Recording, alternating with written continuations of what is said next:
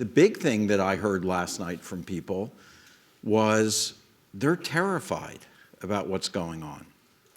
You know, things in the world have really changed since January 20th. Is this really different now than what we've seen? There's an open mandate for change. Whether you believe the country voted for that or the president deeply believes it, start with that first principle. If you want to go on offense to say there's some amazing things we can do for the American people in healthcare, what would those things be? Look at the staff that Oz is going to bring into CMS. Who are the people that are going in and what's their appetite for willingness to collaborate? Strong track record in the folks that are doing it at the level that we need. Let's not understate the damage of what they're doing, both to actual folks and to the institutions that are represented here, right? The clinical trials for cancer and Alzheimer's that have been stopped can't be restarted. The folks that have lost their research grants at the NIH aren't going to be able to restart that research just because they were at institutions that disagreed, or some folks that attended disagreed with this administration. But in a perfect world, this moment allows us to say the way that the NIH gave out grants was deeply broken a couple of weeks ago. People shouldn't be spending 70% of their time writing research grants.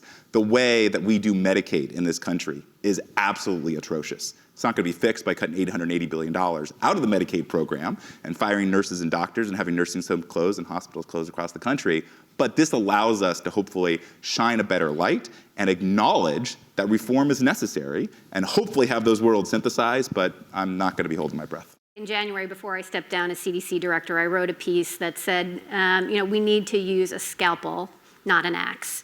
And what we've only seen is an axe, and it's not thoughtful. And anyone who thinks they're going to run a great AI company on rubble, I think, is kidding themselves. I think we have some major blocking and tackling before we get to the fun AI stuff, just to make sure our data can be de-siloed and linked together. It's what a lot of us have been working on for years, but we know it takes time. I am very worried that we are cutting so deep to the bone, we will not be able to. We're already there, that we will not be able to rebuild and do what we want to and make the kind of progress. Okay. What we're seeing happen at the federal level right now is a shattering. It's not a blip.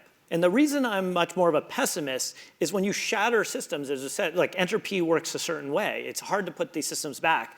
There has to be an entry point to the new normal. All of us have served trying to build systems that help people.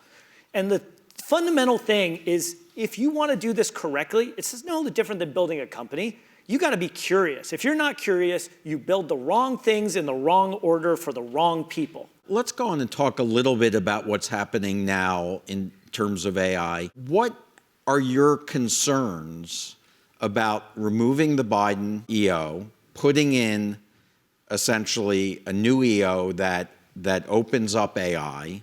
I think it was hyperbole as to, Biden overregulated and Trump underregulated. The reality is 40-yard line. For the most part, the question is, when should we watermark an AI message to the patient? At UC San Diego, it says this message was partially automated and reviewed by your doctor. If I did it at, UCSF, no watermark.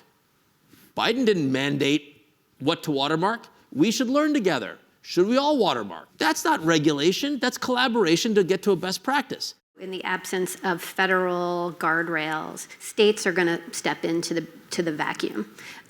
They already are. Colorado, California. California has 30 proposals Correct. to step into that hole. Exactly. Right. And so I know your companies want to sell across state lines too, right? And do you want to be tailoring to all the different standards and having the patchwork quilt of what state regulation will be? Mandy's absolutely right to highlight what's going to happen at the state level is going to be some of the greatest impact here. We have a unique opportunity because AI is moving so fast. Our companies are able to build and show and prove value. Go win in a responsible way. Show the pathway as of what we should do. Give something that is shovel ready for them, that they can say, why can't we do more like this? He came around to my side. I was going to say. That's what I said. But I said it in a reasonable way. Oh, Yeah. Good. I hope one of the things that we're able to do a better job of, regardless of what happens on AI, is moving to more outcomes-based decision making. I think if we can do that, then we can have the same sort of acceleration we've seen already happening in defense and national security move on to other sectors like healthcare. If all we care about is not who's actually doing the innovation, how is the innovation getting done, but is a patient getting healthier? Is this drug actually more likely to succeed? And if we have that outcomes-based regulatory structure, you're going to see much more adoption much faster.